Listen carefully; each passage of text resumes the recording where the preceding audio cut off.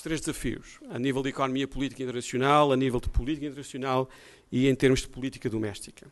Nunca vimos uma cidade desta dimensão crescer a este ritmo.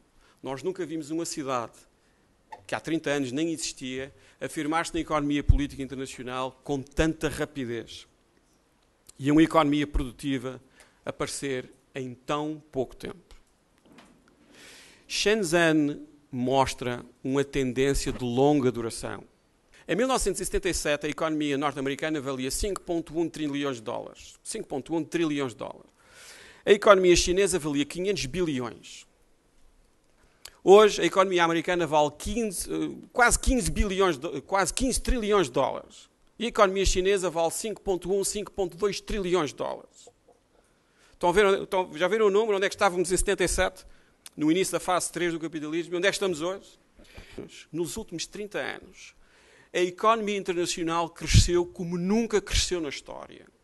Mas crescemos e nasceram 2,5 bilhões de pessoas. Eu prefiro 1000 vezes viver num sistema como aquele que nós vivemos, com todos os problemas, em que é possível gerar riqueza, do que regressar ao passado. E lembrem-se sempre disso. Se europeus e americanos não forem capazes de se entender em relação a uma série de coisas básicas, eu suspeito que as consequências para a Europa serão severas. Okay? Quem é que me vai pagar a reforma? São vocês. São vocês. O que vem aí é um choque político entre gerações. Mas os interesses da vossa geração são diferentes. Vocês também querem ter alguma coisa para quando chegar a sua vez, a vossa vez. E, portanto, estes são alguns dos problemas inevitáveis que vêm aí. Eu acrescentei um toque de atualidade e é social-democracia em tempo de crises, no plural, que são várias em Portugal. A crise mundial, o que resta já há pouco da crise europeia e muito de crise nacional. Temos um atraso educativo que se acentuou na viragem do século XVIII para o século XIX. Em termos globais, atraso educativo. Entramos no século XX com atraso educativo, atraso económico, não fizemos a Revolução Verde, não fizemos a Revolução Industrial, atraso social. Mas então quais são as raízes, que são as raízes do nosso partido e as raízes da sua orientação social-democrática? Como Nuno Rodrigues dos Santos, que viria a ser Presidente da Mesa de Congresso do Partido, como Aresta Branco, como Arturo Santos Silva Pai, como Olívio França, que são grandes figuras, já numa idade bastante avançada, em 1974, e que vinham da luta contra a ditadura nas décadas anteriores, nas longas décadas anteriores. Este diretório é uma das componentes da orientação social-democrática do nosso partido, desde praticamente o início, desde outubro de 74.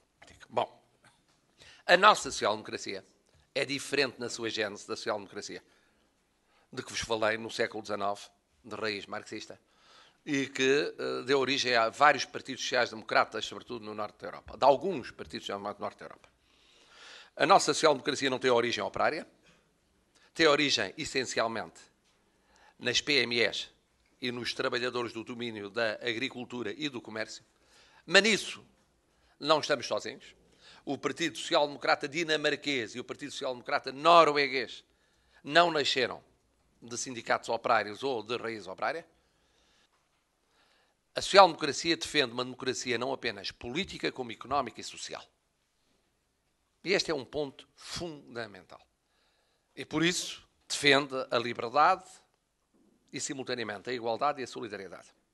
Mas depois há um ponto para que chama a vossa atenção, que eu acho que é o nosso grande desafio, neste momento da sociedade portuguesa, que é o controle do poder económico pelo poder político, democrático. Se vê em todos os programas do partido desde o início.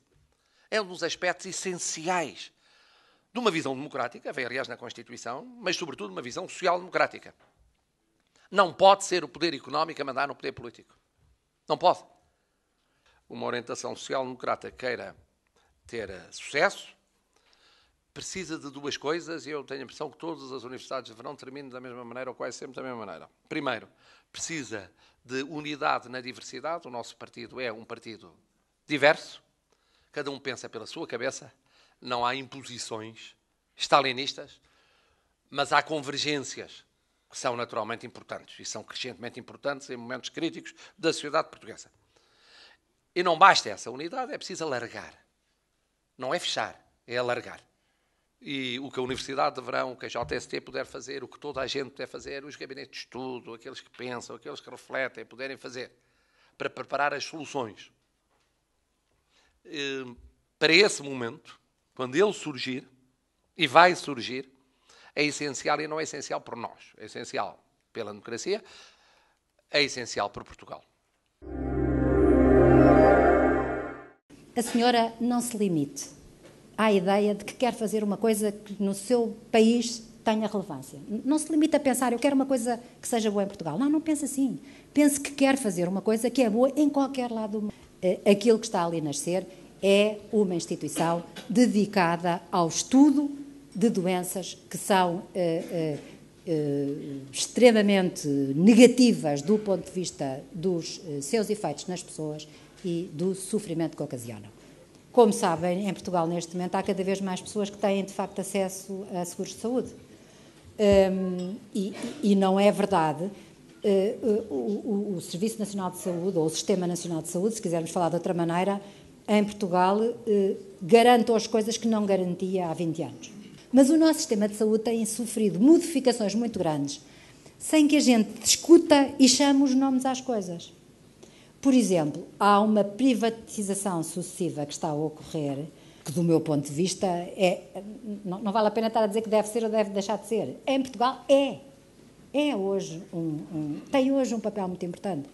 Há muita gente que tem acesso, de facto, ao setor privado. Eu nem estou a discutir se podiam ou não podiam fazer de outra maneira. De facto tem, de facto ele existe, de facto ele tem existência e o que era muito importante do meu ponto de vista era que o papel de regulador do Estado fosse muito mais forte do que é hoje. Para a gente não continuar a ouvir histórias, como passa a vida a ouvir, que há uma...